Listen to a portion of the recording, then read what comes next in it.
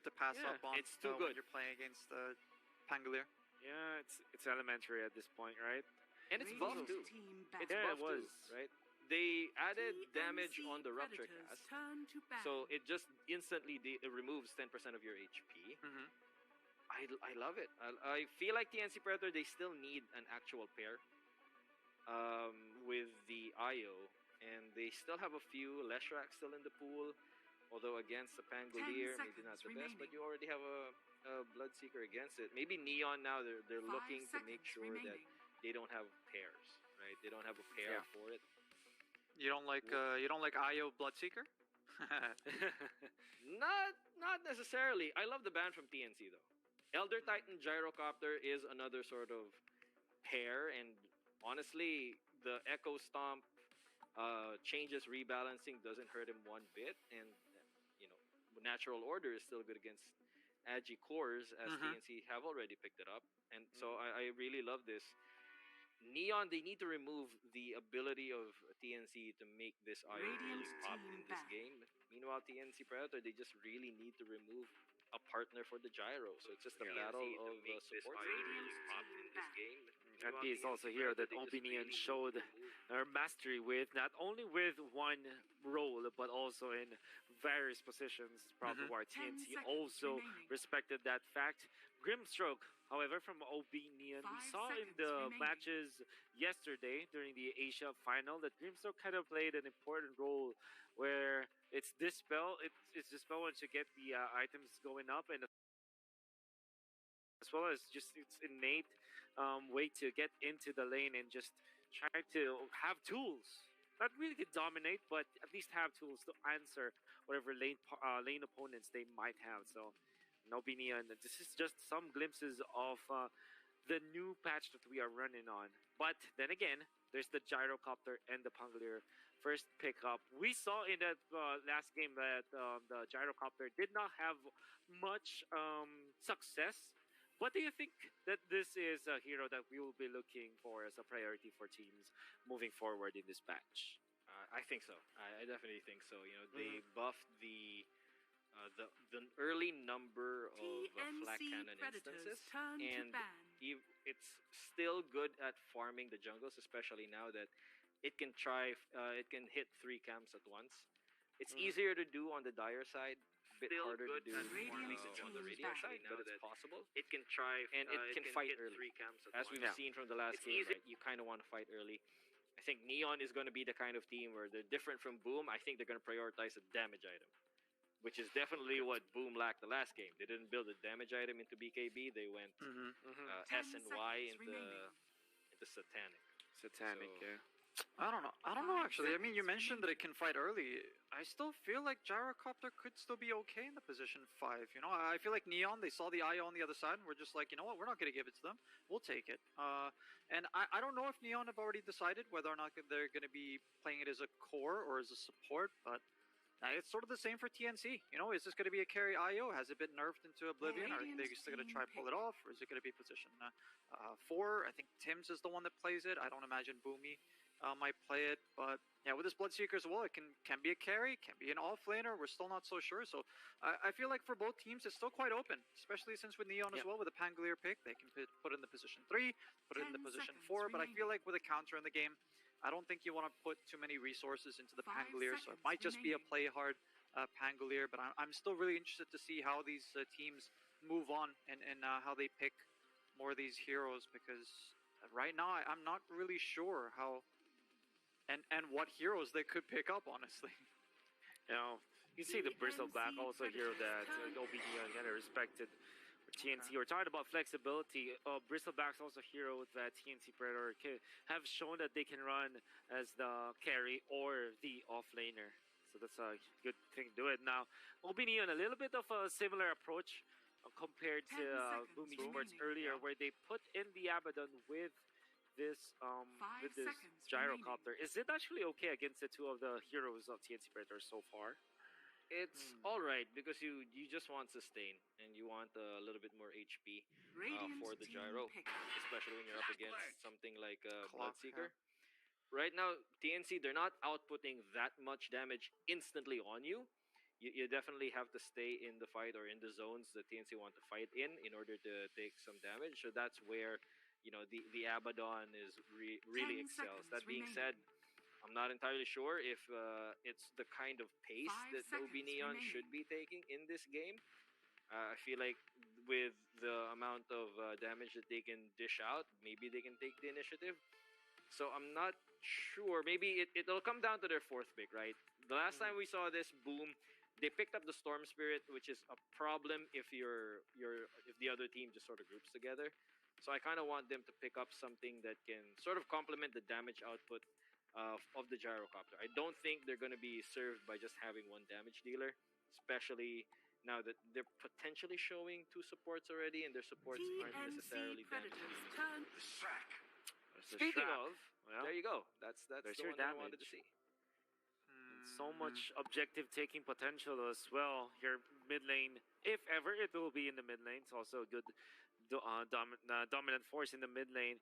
And also, rune control 10 seconds remaining. is also very important. I think that as we have seen in that previous 5 match of seconds TNC remaining. versus Boom, there's a lot of emphasis controlling that rune area, and Leshrac, a valid target for a bottle carrier, will also be there to just control every single rune and then transition into taking objectives. I think that you also accelerate your farming on the gyrocopter if you just keep on continue on pressuring the map, and you can do that with the Shrek. Invoker, okay. Oh, the Invoker. Yeah, I'm still sort of formulating my ideas on how the lanes will go out. I think we potentially already see the mid laner. Well, I Radiant think this is team probably going to be a ban. mid lane Invoker, right, for TNC. They ban out the TA, so that should pretty much just Yeah, it confirm should be. It should be that. Yeah. Yeah, this is probably an off-lane combo between the Bloodseeker and the Clockwork, so we're still looking for a carry, I think, that goes to the IO.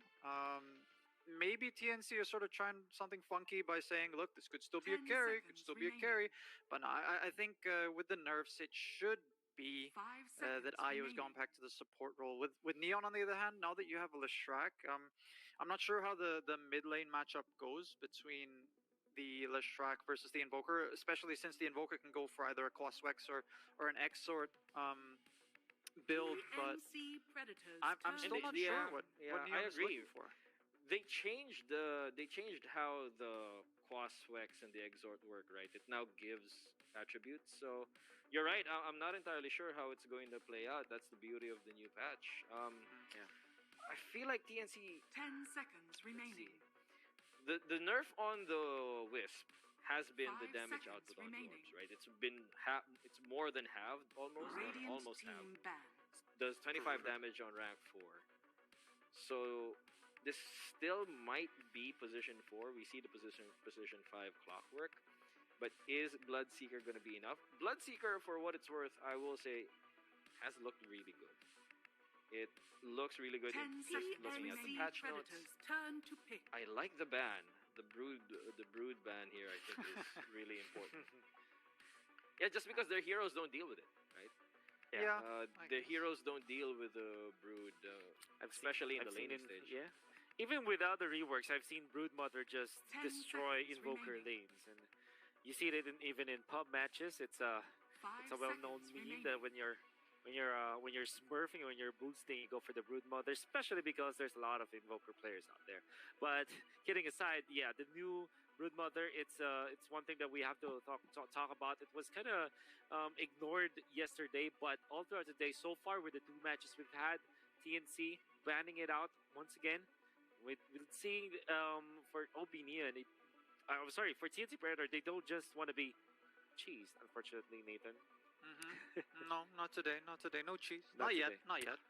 Best of 3, man. Best of 3. Might be Exactly. a bit early. It might be a bit early in the patch just for cheese, but OB.Neon, they're in a very interesting position, right? It looks like they might be last picking their offlaner. Yeah. And it might come to that. So TNC Predator, they're in a very sensitive position here. Whatever they pick reveals all of their lanes. So I think that's why Yeah. they're taking their time. You see Boomy Radiant on the team camera pick. there, sort of explaining how the game plan's gonna go. It's gonna Snapfire. be Snapfire. Yeah, I think. Hold on. Welcome back, Snapfire. I don't know honestly how this goes, because there's so many scenarios for TNC right now. If you're looking at the draft, it could be a carry IO, could be a support IO. If it's a support IO, is it going to be a Bloodseeker Choose your carry? hero. You know, is it going to be an offlane Bloodseeker? I don't Offlane any of the last yeah. 3 heroes here from TNC that will Yeah. be a carry. So I think it's just either the IO or the Bloodseeker, honestly. And with the Void Spirit, this probably means that this is an offlane What's offlane Leshrac. Leshrac, I think. Yeah, It's an offlane this is Leshrac. sort of a hero that Scam played as a carry in the Yeah. major, and Death, their stand-in at the time, of course, since Natsumi wasn't able to join them. Death was the one that was playing in the offlane, and I think for Neon, they understand that it can be played this way. They understand that it is a patch that you have to be aggressive, you have to play aggressive, and looking at all these heroes, honestly, they can all be aggressive once they hit their power splice. I think level 6 on some of these heroes is pretty strong. The Void Spirit is not too bad, I think, versus the Invoker. I think they doubled back on that. Maybe Leshrac mid wasn't the answer towards the Invoker. Of course, Leshrac is sort of a hero that wants to run people down, and if you can't run the Invoker down because he's going to tornado you, then it's sort of useless. But yeah, I'm not sure how I read on this. I still feel like Neon is overall the stronger team in terms of draft, though. On the other hand, I don't know who's going carry here for TNC Predator. I don't know. That's the reason why I can't really comment on how I feel about the draft here for TNC. But I feel like with Neon, it sort of fits the patch sort of fits them a bit better. Honestly, if they continue what they used to do in this patch, it feels like a Neon patch.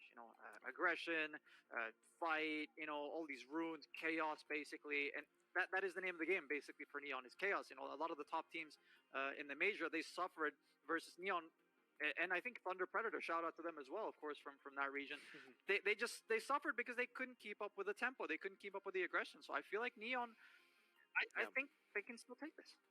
We'll see. I won't even bother asking Pao. I'm sure that he just wants to see the game itself. Thank you so much, Nathan and Pao, for that expert Pao. But now we're going to be passing it over to Kyle and Gods for game number 1 of this best of 3 grand final.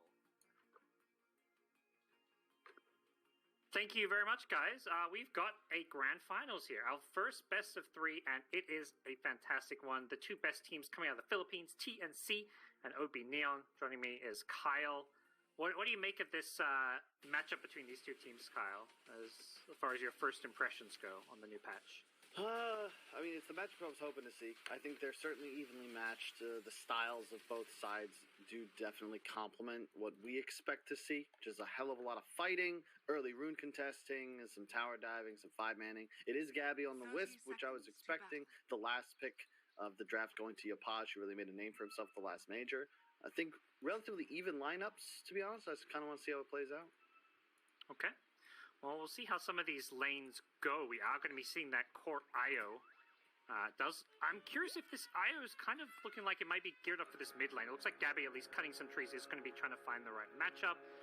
Got to imagine Armel on Invoker is going to be playing that mid lane Invoker and going for The early battle Exort. So we are going to be seeing perhaps the return of Exort Invoker. We kind of talked a bit about before we came to this game. Invoker seeing some changes. You now get all the stats with Quaz, Wex, and Exort. So Exort giving you a lot of last hitting and right click potential in lane. Mm-hmm. I'm hyped. I think we're going to see a lot more Invoker. We just saw Enigma announce that ILTW was joining, Miracle back to mid. I can only, Kuro does what Miracle wants. He asked for that lane. I think a big part of it is the mid-meta shifting. All these playmakers, heroes that are fun to play. Void Spirit versus Invoker. Let's get more of this all day. And on a patch where it seems like fighting is going to be very prominent with these 3-minute bounty runes and just a lot more emphasis on, taking over the opponent's side of the map. So Dyer's courier. we're going to perhaps see, a lot of fighting on this patch and definitely mid laners who want to brawl. Yeah, for sure. And I think carries are going to go that same route. We even have an off-lane Lesh in this game. Some changes to Lightning Storm and the talents. Now it's more, also I think a buff to the stun radius, was it? At level, was it just the talents? I don't remember. There's too many damn patch notes. I'll check my notes. The Splitter Shard pulse count increased from 2 to 3, but that's with the Shard. Yeah. I'm curious to see how good carry IO is still. See, we're going to have Blood down bottom. Abaddon chases down Tims and finds an early kill, but carry IO received pretty heavy nerfs. The spirit damage getting reduced heavily. 40 damage to 25 is a big nerf at max level. Yeah, I think it was necessary though. It was just far too strong. Whenever you see a nerf that drastic, I think every captain starts to kick themselves like, damn, why didn't I make my carry play this more? Like it can't have been balanced when you take a nerf like that. Well, perhaps this will be the first test to see whether or not it is still viable. Clearly, TNC thinking it is. They did lose to it last time they played against Neon, so looking to perhaps get some revenge. As early on, it does look like TNC having a slight edge in some of these lanes. IO having a rough time getting any early last hits though, as another kill could be coming the way of TNC this time. Down bottom, Tim's killing off Yanuel. Yeah, it's a brawling lane down bottom, especially if these guys continue to play aggressive. I've been watching mid mostly, where relatively even, as you would expect. I think that the game, it really comes down to the Void Spirit and what he can do at level 6. The weakness of Invoker is that you are quite susceptible to being jumped on top of, being ganked perhaps, but with the Forge Spirits getting more levels, I think you start to trade more efficiently. I'm curious to see if we start seeing those Sunstrikes into side lanes. I feel like a lot of just Dota players in general probably forgotten about, expecting Sunstrikes because Quas Wex has been the only way Invoker has been played in some time. Yeah, I love the X-Sword, though. I think it's just more fun to watch. And when it works in the meta, it's a more rewarding style of play. Yeah. Like, you're a carry Invoker. You're not this run around the map with drums Invoker. I want to see an Ags at 20 minutes again. Yeah, it used to be, it felt like on the old patch, like you go Quas Wex, and then if the game's really slowing down, like you might go back for a Midas and start transitioning into some, late game Acceptor that comes in to play like 40 minutes in, but now we're getting it from the get-go. I mean, I just, Invoker is going to be, death to your screen if you don't have enough of a refresh rate. Once you get really maxed out, the Shard giving the bonus meteors, Cataclysm, level 25 AoE Deafening Blast. I just want to see that refresher combo. It's been so long since I've seen one of those. Yeah. Well, I mean, you mentioned, Miracle perhaps returning to mid lane. He was one of those Invoker specialists, but Armel himself, a lot of Invoker back in the day, so very comfortable on the hero, and we'll see if Yopaj has the answers on the Void Spirit. Imagine we'll see a lot more kind of activity out of Yopaj, at least once they stop fighting over these runes and looking to make early plays. Invoker probably going to be a bit more static in this mid lane. Yeah, I think you should start to get ahead, though. I mean, you can just push lane, farm easy camp pretty much on command. I think the 4-minute rune... Well, wait, both teams get 4-minute runes. What am I saying? It's not a contest at all. The water rune, yeah. Well, we'll see. Yopaj looking to fill his up, but Boomy is there waiting, so he's going to look to deny this, I imagine. As he does manage to take... Yopaj will dissimulate himself away. It's just funny that there's a water rune now. We always get hype when a new rune gets added, and the new rune that got added was some dud rune. Yeah. Well, I mean, maybe it's opening the door to some more runes to come out, like an Earth rune. True. I'm down for that. Maybe, maybe you make this the... What I would like is if this got, renamed to Puddle Rune, and then there's, a stronger water rune later on in the game, this is a little baby water rune. I like that. I mean, it's funny. Well, this is something I think we'll potentially see change, because this, you didn't get the rune? I'm very sorry about that. I had checked it. It didn't work out. Let me just teleport back in, give you a free charge and a bottle back. Yeah.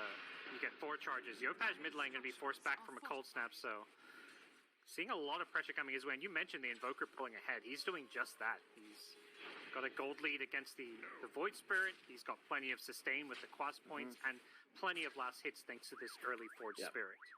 Yep. If you see, it's 100 on Hero with X-Sword, and then he also has 32 in the minus armor stacking from the Spirit. So all of a sudden, Yopaj, when you're low on mana bottle charges like this, you can't play aggressive, which means you just start getting out CS'd hard. Yeah. And it feels like every time he gets cold snapped, he just has to kind of dissimulate away. So tricky lane for him, but he's level 6 now, so he could be calling for his teammates to either rotate on Invoker, or he may look to start roaming to one of these side lanes.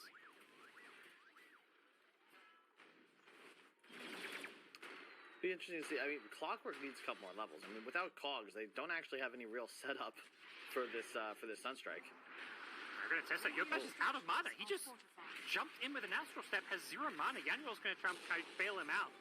Has the shield as well as a Fairy Fire to heal him up a little bit. The Sunstrike going to land on Yokash. He does make it to the rune, but dies in the process. And TNC want more. They're going to chase down the Abaddon as well. Great move from TNC, knowing that those 6-mate runes are coming up. Rotated all their supports. Yeah, that was huge. Really well done. And yeah, it's surprising. Yopaj just got a little too aggressive there, and that's the danger. You don't have the mana to play like that on this Void Spirit. If he does, this fight goes completely differently, but... nice from Armel. I like the build. Double Null has a magic wand, 12 stick already saved up. This is what you need. You know that they want to play aggressive into you, so you go for these stat and early aggression items. Make sure that you're powerful enough to continue fighting, even if you take some damage initially. Yopaj chase? He's just trying to kill the spirit. Does keep his... Oh, doesn't quite keep this thing alive, unfortunately. The creep wave came a little bit too late. Otherwise, this tower could have taken a lot of damage. Now, they're going to TP, and Yokash does have 1 Astral Step left, but they're looking to gank with the Rupture. Doesn't have a TP, I imagine. Yeah, he TP'd back to lane, so still 48 seconds on that. Illusion Rune will dodge the Sunstrike. And now with Yanuel showing up, he may actually survive his way through this one. But Invoker coming in. Yokash, no Astral Step for 10 seconds. Yanuel still trying to heal him up a little bit. Has another shield in a couple of seconds, but not going to get a chance to use it. Great rotation from TNC. Yeah, I think Abaddon dies here as well. Invoker's just kind of pieced out already. He's got a Sunstrike in a couple of seconds. He might try and snipe this kill. As a Cookie is going to set a stun into a Sunstrike. Perfect play from TNC. Wow. This is a TNC I haven't seen in a while. They are on point right now. Looks incredibly well executed. Their one downside is that this top lane, while all this action happens middle, is not going well. Gabby... a little bit behind the CS count of the Leshrac, but it's more about the experience. Lesh almost level 7, Gabby only 6 now. I guess it's really not even that bad. What am I saying? The CS just makes it look deceiving. Yeah. I think the IO had a slow start. Like, I saw, like, you know, the first, like, 4 or 5 waves, it felt like IO only had, like, 1 creep away, but has picked up since getting some levels. Relocate back to Fountain just for a little heal trip. And yeah, TNC feels like this is a perfect start for them. This Invoker, level 8 already, is absolutely crushing this game, and same for the Bloodseeker. Early rotation with the Rupture is making a lot of plays on the map happen. Let's see. This is the thing, the Leshrac, level 7, you have that maxed out Edict, and suddenly these tier 1s start to take some serious damage, and IO throughout this game will be at a bit of a risk. The DPS that a Lesh could give, we've seen Liquid play this a bunch too. When you have something like an Oracle or an Abaddon behind you, you can play aggressive enough to get in people's faces, and then that damage really starts to stack up. Yep. Do you think TNC are going to look to try and defend some of these towers? It looks like for now they're ditching this top one, but are they looking to fight head on, or are they still a little bit behind? I don't think you can fight for a bit. You just need more time. I think if you're going to defend a tower, it'll be mid. And if I'm Neon, I'm going to look to abuse this. You know, my Pango is almost 6. When he hits it, you just collapse on this mid tower. Because I just can't see how this TNC lineup could possibly fight into Pango ult, Lesh, Gyro, Void Spirit. Like, they are so powerful just with their spell casting, with the levels they have. Great stacks for Gabby, though. This is nuts amount of gold. Yeah, wow. Yeah, he's getting this uncontested. Something perhaps seems a little less used to this new patch. Yeah. High ground ward from the Radiant does get a little bit of vision, but team's just not fully understanding, you know, how the jungles work, I feel like, because of the map changes. Yeah, Dire jungle is so strong now. Like, absolutely. Like, you know, if you compare it to Radiant, it is so much easier to triple stack and farm those Dire camps efficiently in comparison to the Radiant bottom triple near their outpost. I think SF might just come back solely due to these camps. Down bottom TNC, gonna do a bit of counter push of their own. Perhaps not looking to fight OB.Neon head on, kind of as you mentioned. OB.Neon with, you know, Void Spirit and just having these level 6s on some of these heroes are looking pretty damn strong, although not quite level 6 on that Pengo, so no Rolling Thunder yet still. Does look like the Tome is coming out on his courier though, so we'll have it soon. Rock in some trouble. Gets jumped on here with the Astral Step in, and it looks like they're just going to ditch the Bloodseeker. Armel says, I'm getting out of here, and with that, you're going to look to play in these other 2 lanes. Yeah, and this is actually the Ocean Heart on the... Nice 2.6k damage dealt. As Rupture is going to come out on the voice spirit. Yopaj could be in some trouble. Shot goes through his body, it almost looks like here. As Penguin can come in with a rolling thunder here. This could pose problems for TNC. They've got to try and juke away from this one. They pull Playhard in pretty deep here. Nice cookie. Going to help Armel get back to safety. And Playhard, he's perhaps overcommitted. Bloodright comes out. In goes Yopaj. Gets the kill with the Astral Step forward. And now Armel manages to dodge into similar. Gets the Tornado EMP off. And Yopaj loses his mana, does still have bottle charges here as the cooldown going to look as see back, but TNC playing around the outskirts of this one, except for Bok. Bok in trouble in the Bloodseeker here. Team's getting incredibly low, as does Armel, and Gabby is just going to tether himself back to the high ground. TNC just being outgunned here, Kyle. Oh yeah, this is the Neon I remember from the Major. They are 5 heroes in the Tier 2, Tier 3 area of TNC, but this is how this draft has to play. They are so strong right now. Pango ulti, TNC have no option against this other than to just run away, especially if Rupture is on cooldown, and it's just too much damage. It is way too much damage, and they have no answers for this Void Spirit just yet either, so this is your time to shine. If you're OB.Neon, just keep going in, just run at them. And as for TNC, like even though they had that good start, it feels like they're kind of on the greedier side. They've got this Io who takes some time to come online with Ags, the Invoker, just this greedy here in general, so it does feel like they need to avoid these fights, if anything.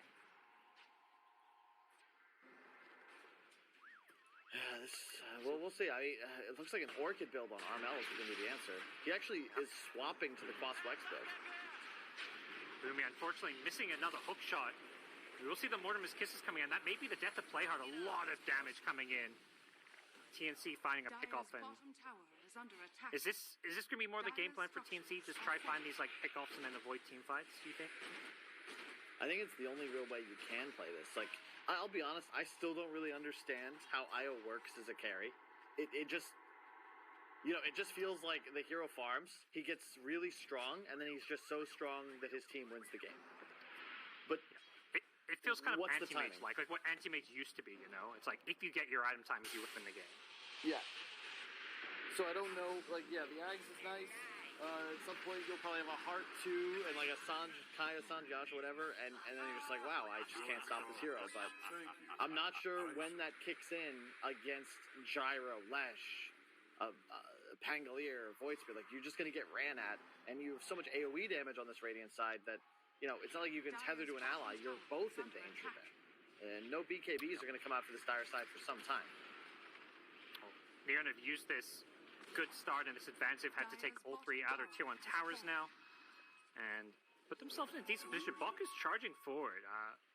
Very ambitiously. Has a Blade Mail here, so when you talk about all this big AoE damage, it's somewhat uncontrollable. So playing against Gyro or Ledge, Blade Mail feels like a very strong item to have. Oh, Boomy.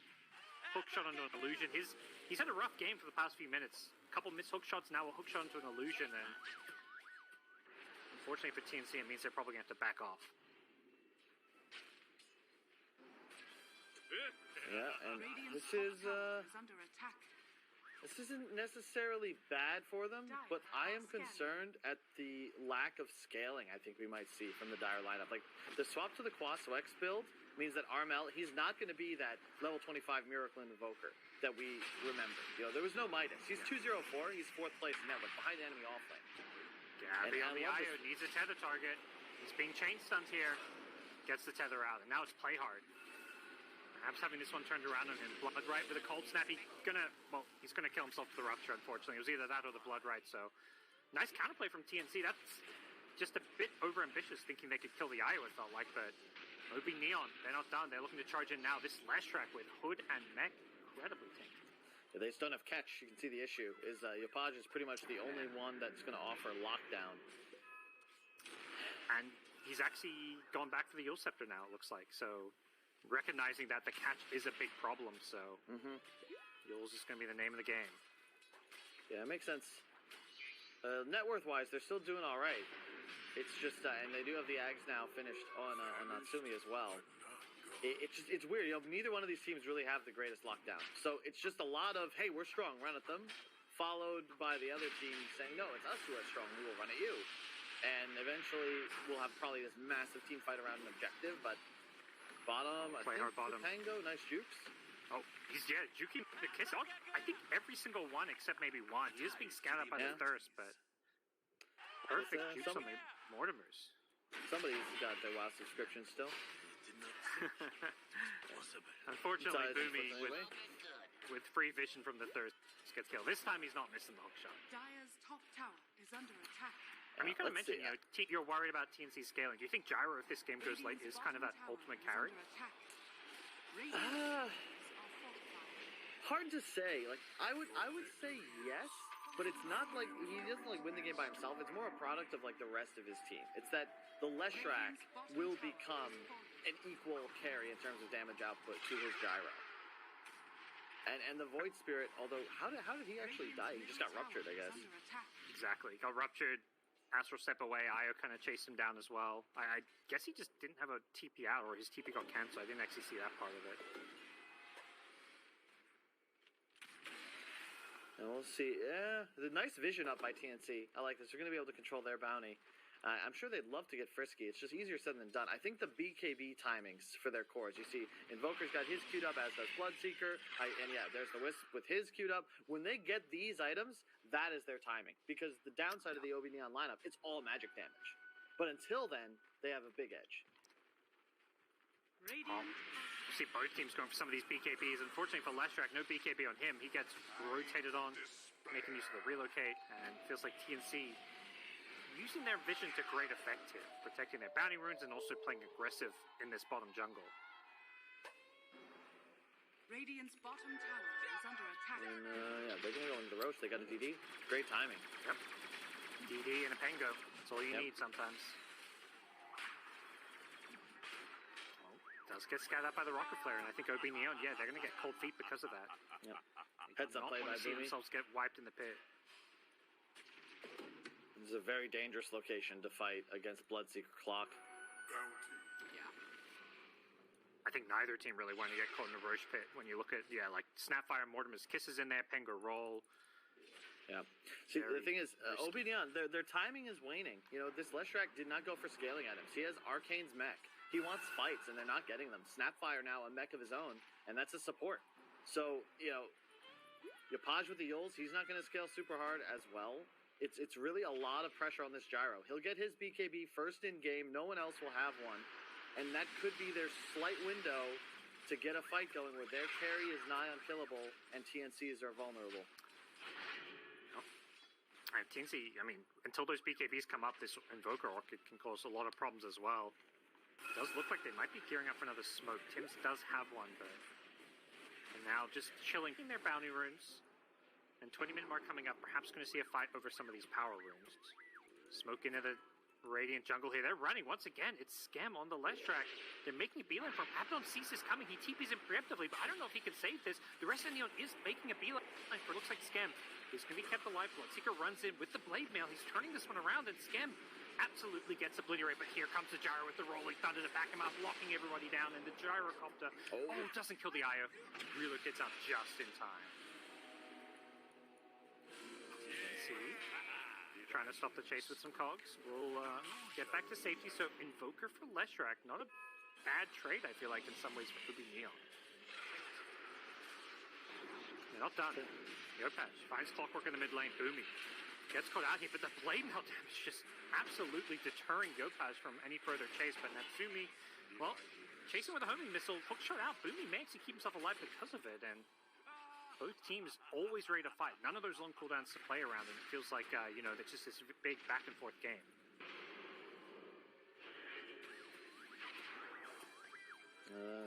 More bottle filling. 21 minutes in, Yapaj still very aware of his limitations, and I think, this is the right play. You still need a fight if you're Neon. You have the BKB on Gyro. You need to force an active engagement here. Well, we're going to see how that engagement goes. No Pengo Rolling Thunder for a couple of seconds, so they should have it for this fight. Rupture comes out early. Yeah, he's gone in really deep early on, and that Mortimer's Kisses may just finish him off. He is not playing with buyback, so he's just dead. The Clockwork is the sacrifice for this one, but that's a support Clockwork, so you don't mind that if you're TNC, and the Clockwork is actually going to survive his way through this one. Natsumi no longer has BKB to fight with, and they've lost two. Bok is just zooming his way into this fight now, as Gabby is there to back him up with these spirits, doing a lot of damage here, even with the nerfs. Gabby loses his creep, needs a new tether target. Tethers the bot to keep him alive, with the Sunstrike they take out Natsumi. He's dead now as well. Oh, the Tornado going to do perfect play from Armel. Catches out the Beal as well as Playhard, and they are absolutely destroying OB.Neon now. 1 kill left to get to complete one, and that's going to be 6 kills in total with buyback. Wow, Great fight from what TNC. a fight. I hate to call him out, but Yapaj, man, you can't get that aggressive. His first Astral Step was right into a Tornado, so he's just starting with half his charge. Then he goes up to the high ground. I believe he got ruptured preemptively, and then has to defensive step away. He's just dead. He throws his life away, forces his gyro to spend DKB just to run up the high ground. And whoa, redemption okay, art. I say that. Yeah. Okay, Yep. all right. Yep. You know, he heard you talking shit, Kyle. He's, you know. Spoke too soon. But still not a good place to be if you're OB.Neon. Yeah, that's nice. That's, you know, that's a bit of a turnaround from Yapaj. But what we saw, it feels like he's getting ruptured, and then he can't use this Astral Step without taking a ton of damage. And these Blade Mail, what happened to Blade Mail? Did this suddenly get buffed or something? It's looking insane. The reduced recipe cost, meaning everybody, these supports have Blade Mail, is just destroying Neon. Yeah, and there's just nothing they can do about it. The Clockwork Snapper is just doing so much work. It's the control. You know, the Neon supports, they don't really have that on-demand lockdown. There's no positional tools they can utilize. So it's the Pango roll forward and Yapaj diving in. If they don't connect, if they don't force an engagement around a small enough radius that the gyro, flak, and ultimate can actually do some work, it just feels like TNC just kite them away. Eventually there's going to be a tornado coming in. They just find kills so much easier in these fights. And now a pretty commanding lead, I would say. Yeah, they've got the gold lead, but I'd say more importantly in some ways, they just got triple BKB. Oh, yeah. 3 cores got BKB at the same time. Well, Invoker's coming out in a courier. Yep. The gold advantage, you know, I can hear Seb in my ear. Like, advantage is nothing. It's all about timing. Fear would tell you the same. And right now, this is the definition of a power spike for TNC. Look at their heroes. Nobody's got more gold than the Clockwork, who saved up 400. All 3 cores combined probably have 400 gold on them. They have magic immunity. They are ready to rock and roll. OB.Neon knows it's coming. They're going to smoke as well. But I don't know if you want to find TNC at the moment. Yeah. TNC perhaps ready for this. They don't even, I think they don't care about this Aegis. I think importantly, Playhard yet to get a blink on this Pingo, so he won't have the easiest initiations for the Rolling Thunder. They do have the high ground though. They put some wards here, and I think they know where they are. Yapaj goes in first on the Invoker, but he's going to BKB. Instantly looks to turn. A great Cogs catches out 3. Clockwork happy to throw himself away for the cores here. They get caught in a huge amount of AoE. TNC going to buy back the Clockwork here. They've already taken out the less. The Aegis being wiped out already, and Hawk is just charging in headfirst with his BKB. That will wear out now, but without a Rolling Thunder, Playhard just gets ruptured up and picked off. Didn't get a chance to use it in the end, and TNC winning the numbers advantage so far, but they... Okay. They want to keep fighting. Gabby's holding on to his BKB. He's just in the middle of things, but he threw away the Bloodseeker's life as a result, so he it's coming at a bit of a cost here. They cancel the TP of the Abaddon, so this should get them 1 more kill. Not the most convincing team fight in the end for TNC, despite the triple BKBs. It's a 4 for 3. I think that's all right. Oh, yeah. Just kidding. The buyback's going to pay off. They're going to get 4. Yeah. Now we're talking. Oh, hang on. Okay. Nice tornado finds him on the left. Oh, that's really convincing team fight now. Yeah. All it took is that 1 kill. That changes. Yeah, that was the Aegis too. Because if there's no Aegis, that fight looks real different. Because Yapaj died in that initial onset, so he just has Aegis, but now ends up falling as well. I just think the fights get easier and easier for TNC as this game continues. There just isn't enough damage right now from OB.Neon. You know, they needed to be ahead. They need to be the ones pushing, taking these fights on enemy tier 2 towers. I just don't know if they're going to get to that stage of the game. It feels like, they don't have the answer to these BKBs. Like, Gyro is this very magic-heavy carry, and until he gets more items, he's not going to be doing much physical damage, so... Could be rough, but TNC luckily did not get the Aegis for themselves, as we are looking at, like a 5-for-1 kind of trade there.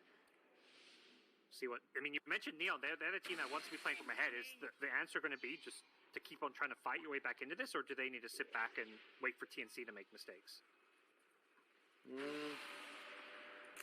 I think you might need to wait for TNC. It's really hard to say because these BKBs, like they found the initiation there, right? They Yulzed on the Invoker. We're trying to set up, but he just pops BKB on Armel. So it's just easier said than done.